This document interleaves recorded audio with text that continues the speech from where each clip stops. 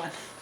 Okay, good evening. Welcome to the smoking section. My name's Emily Ouija, and I'll be hosting tonight. With me today is Paul Macdonald, who is owner, is that correct, of Leavitt Peirce? Yes, I like to say I run it. The word owner tends to conjure up a person in his ivory tower with a bull on. True. Shouting orders. True. But understood, yeah. I'm on the front line. You're, should we say, czar of Leavitt Peirce and Harvard Square? That's giving me too much credit, too. I'm just a country boy running a farm stand, Okay. otherwise known as Leavitt Peirce, yeah. Leavitt Peirce, as many of our viewers probably know, is an institution in Harvard Square. I was looking on your website, and I saw some conflicting figures about how long you've existed.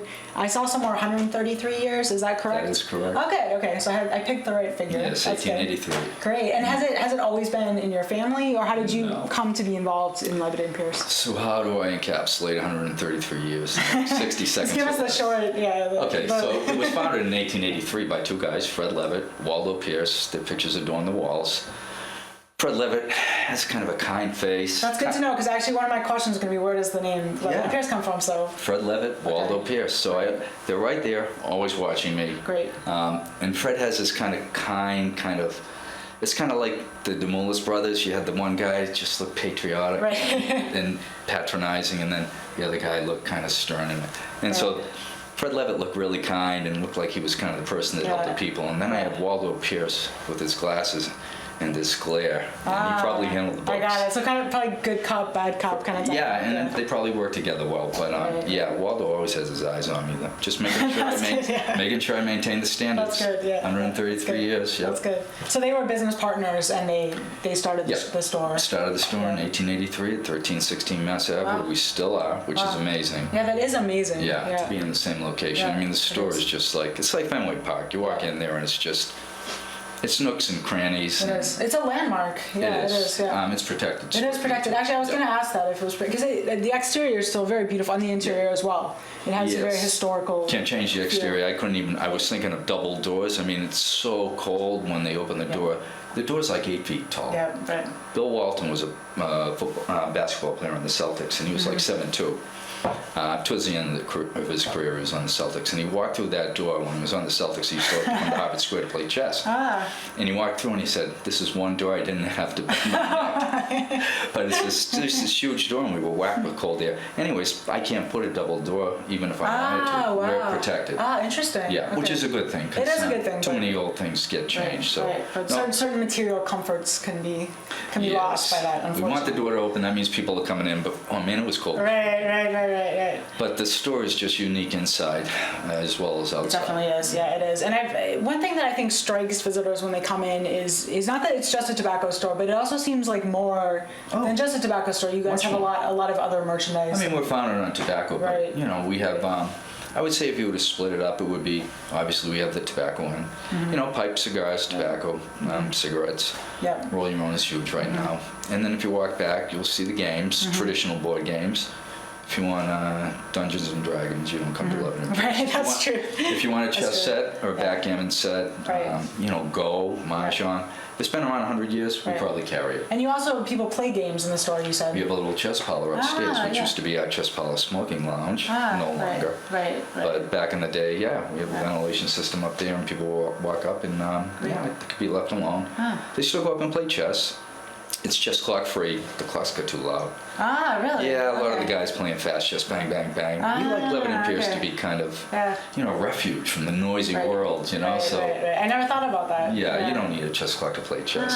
But it's cozy up there. I mean, it kind of looks down upon the store, and you have a vantage like no other. It's really cool. I've never been up there. The next time I'm there, you just I'll have to come up and see it. Yeah. Just have to watch. I mean, the people that we get in, it's good people watching, I think. Yeah. I'm telling you, a sociology major would have a field day in that store. I mean, it's a cross-section of everything. It is, right. And as I said, you offer so much. You offer tobacco, but the games, I also have noticed old-fashioned shaving shaving stuff, grooming products for men. That fits in perfectly. Yeah, which is a great addition. Yeah. So there's a return to that. Right, absolutely. There is. It's kind of trendy right now, I think, actually. Yeah. So, I think people have had it with I don't know, like what are they up to 5 blades on one razor? It's true.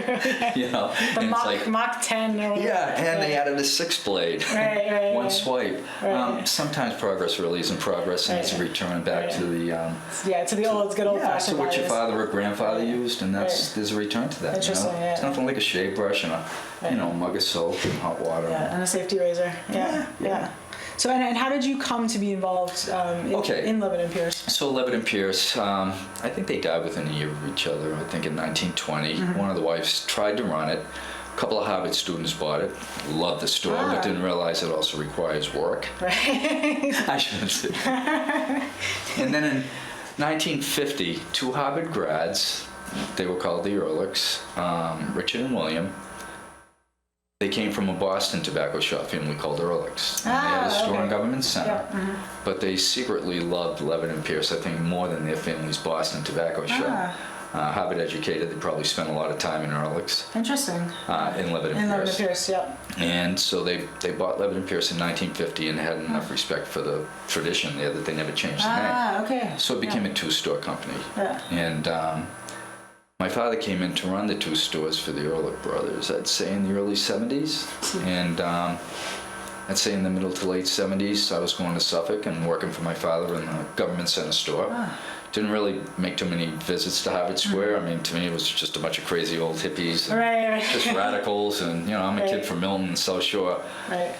And I liked the Government Center store. We had guys like Barney Frank, before he became kind of polished up, coming in, chewing a cigar, and Speaker of the House, Tip O'Neill, coming in, smoking his pipe. And it was just really cool. Lots of energy, guys coming in before work, during the lunch breaks. Must have had a lot of politicians coming in. Yes, it was really cool. Wow. And then it all kind of changed after I had left. But guys go into buildings now and they just stay there all day. And of course the smoking culture changed. Yes, absolutely. But there's no reason to leave wherever you are. They have a cafeteria in there. It all kind of dried up. And but anyways, going back to the middle 80s, my father said, I need someone to run the Harvard Square store. And I'm like, fuck that. I don't know about that. You gotta banish me across the other side of the Charles, Harvard Square. Right. And so I went. And it was a little bit of culture shock at first. It was really different. And I learned to really like it. It was actually Harvard Square in the 80s. I mean, people talk about it in the 50s and 60s and the riots in the 60s. And but it was still really eclectic. And it was, the writers, the poets, and there were the old beatniks. There was this guy, Doc, that used to come in, and he was kind of like a guru that people would go to for advice, and he wore garlic around his neck. And, it was really cool. I remember these two guys came in and they did a PBS special called Ring of Fire. They went to Indonesia, like on this little boat, and like one of them had a monocle and they smoked clove cigarettes because they got to like them because they come from I mean, it's just, it was really cool. And it's one of the things I love about Cambridge. I think it's just that you get such a cast of characters, and in Boston you get a different cast of characters. I think Cambridge tends to be so much more eclectic in certain ways. It was. I got to tell you, I think it's kind of lost its edge. The funkiness, the quirkiness. Well, I hate to tell you, I think funk and quirk have been kind of priced out of Harvard Square in the last decade. Yeah, and it's true of Boston as well. But definitely. I just see a change, and it's rents. So commercial rents. You lose the neat mom and pop stores. People with great ideas that might want to come in to take the place of a store that does leave. They can't afford to. Who can afford to? A bank. That makes sense. A chain. Cell phone store. We're really, we're denying Harvard Square its ability to maintain its uniqueness. It's true. Which we need to attract people there. Absolutely. Who's going to come? Fight for a parking spot. Or slog through bad weather. I mean, what's the we're point? worth it. But you're one of the few places. One of the few original places left. Yes, and that we hear that all the time. Thank God you're still here. They walk in and they go, "You're still here." And where is this? Where is that? We get the grads coming back for their 25th reunion, and the ones coming back for their 50th. They're just in culture shock. Where's the worst house in Elsie's? Where's the Tasty? Where's this and that? I've actually been in the store. I remember once, and I heard someone coming in. I think who was with his daughter, who had been at Harvard 30 years ago, and he was telling her about having been in the store. Then, so I've actually overheard those kind of conversations. Yes, some people just don't come back that often. I had a guy, I could hear him from up in my office. I haven't been in here in 35 years. What's happened to the square?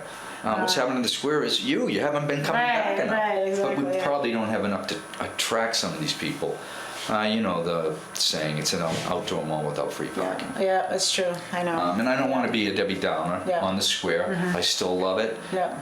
Just the structure of the square, the layout of the square, the buildings, the trees, everything's proportionate. The building is the right size, the tree is the right size. Human beings feel the right size. That's true. They feel like I they never thought matter. about that. Yeah, Yes. that's true. We don't have skyscrapers. We might have a couple of ugly buildings or two, but there are organizations in place to make sure we don't get out of whack, you know, and Absolutely. Yeah. and so it's a cool place, and the buildings are cool, and the river is cool. You know, I can walk across the street and there's a yard with 200-year-old oak trees, you know. My issue is what's in the building, so I can't control that. And the other thing that helped Harvard Square change a lot was when rent control went out.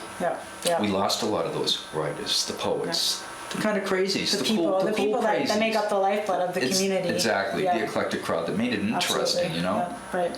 Yeah. So yeah, it tends to be a little more two-dimensional now. Right, but I think it's one reason that people value Leavitt and Peirce so much is because you've managed to endure. They walk in and they're walking back to what they remember old Harvard Square being. Absolutely. Different, little quirky, welcoming. It's a retreat from this crazy outside world where everything changes so fast. Absolutely. And I have to say, I think that one quality about Leavitt and Peirce that appeals to me, and I don't think I'm alone in that, is actually the smell of tobacco. When you walk in the store, you smell it. And it's interesting, you know, being that the smoking culture and society at large has changed a lot.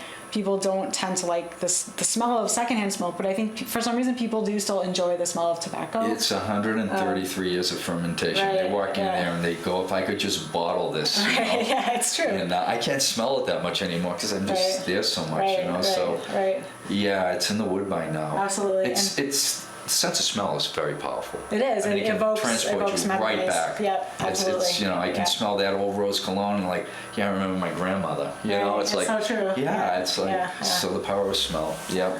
They can smell it on the sidewalks on a warm summer day. No, I know, it's a wonderful smell. And in terms of tobacco, I was interested to ask you, what are your maybe not biggest sellers, but what do people come to you for? Is it loose tobacco or is it pipe tobacco? Okay, so pipes are kind of, well, when was the last time you saw someone smoking a pipe other than Steve? Steve, I was going to say it the other day, but that was Steven, so. So yeah, it's kind of sad. I think it's a reflection on the younger generation. They're just instant gratification. Well, it's also, I think the way, because you can't really smoke indoors almost anywhere anymore, you know, and pipes tend to be something you sit and do for a long period of time. It's contemplative.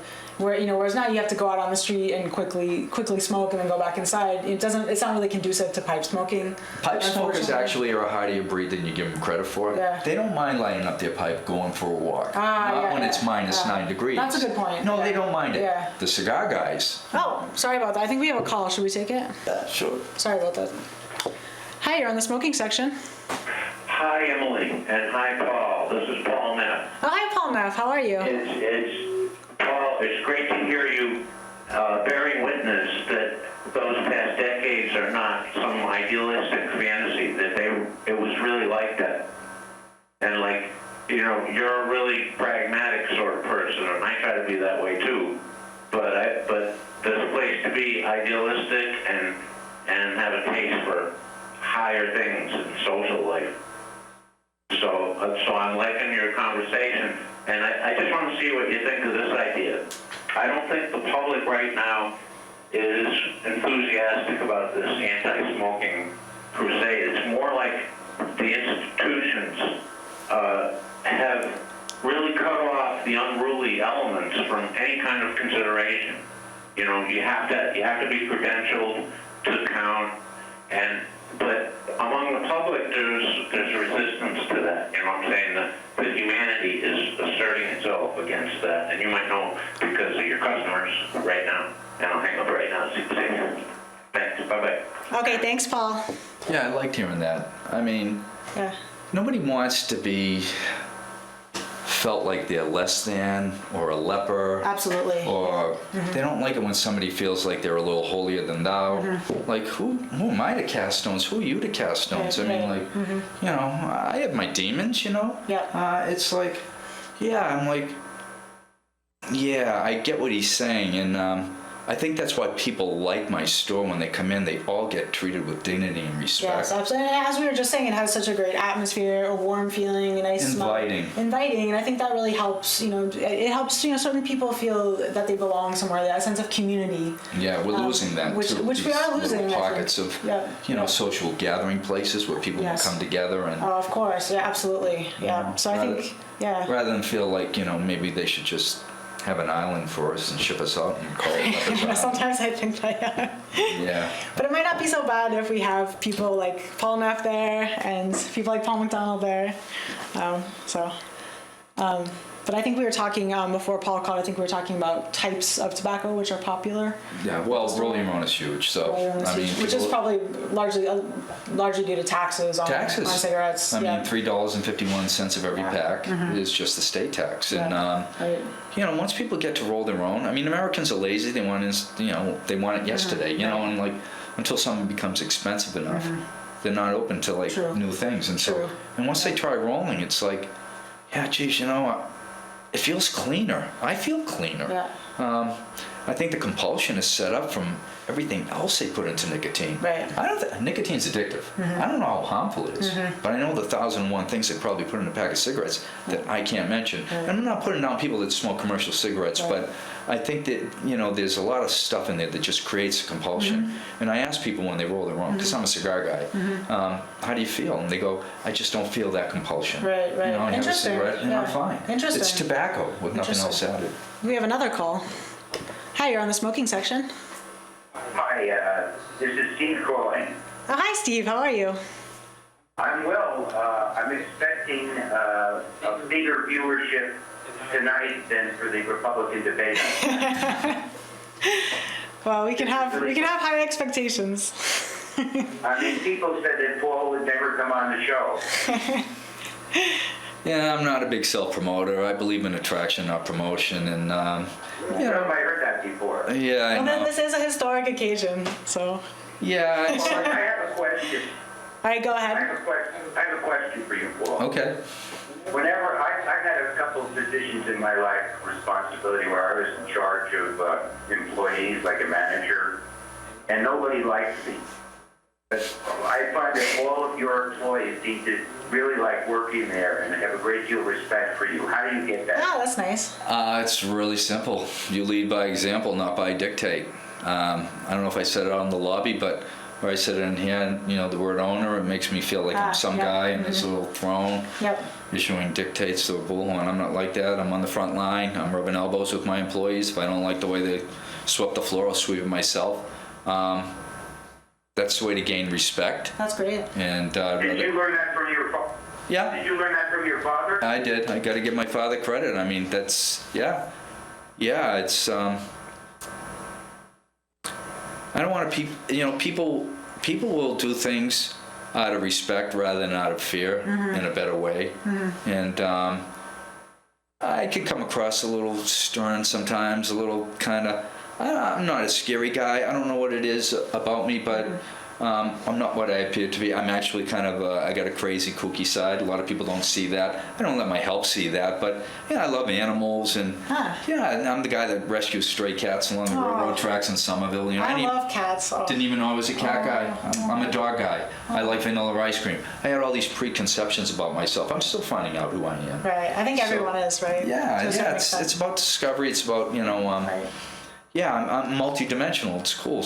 But they see the guy in the store that's the boss. People come in and call me the boss. Maybe it's because I'm the only guy that wears a shirt and tie. Which is, what? The buck stops here. Maybe it's a good thing. You got a problem? Okay, I'll try to remember that the next time I get a manager's position. Lead by example. Lead by example and Not wear by a suit and tie. dictate.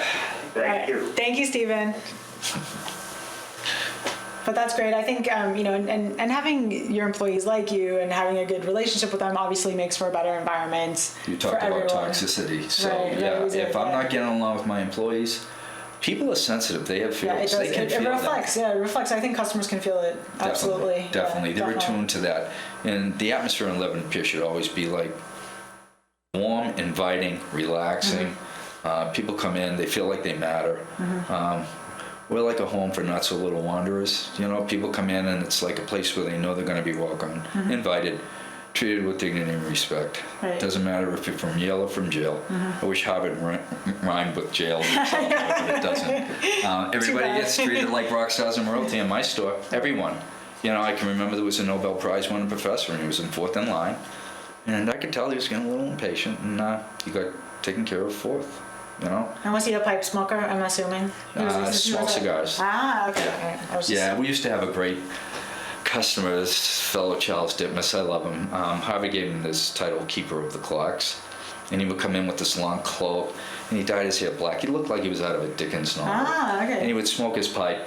And even after the faculty club went non-smoking, he refused to follow the rule. Ah, They let him interesting. smoke his pipe. Interesting. But yeah, he had a mansion on Brattle Street. I mean, I miss people like Yeah, that. I do too. Charles Ditmas. As a little aside there, you just reminded me of something. I've heard rumors that there's still student clubs at Harvard where you can smoke inside the buildings. So- have you heard rumors about these? Okay, so places? there's one club beside me, and it's like the club.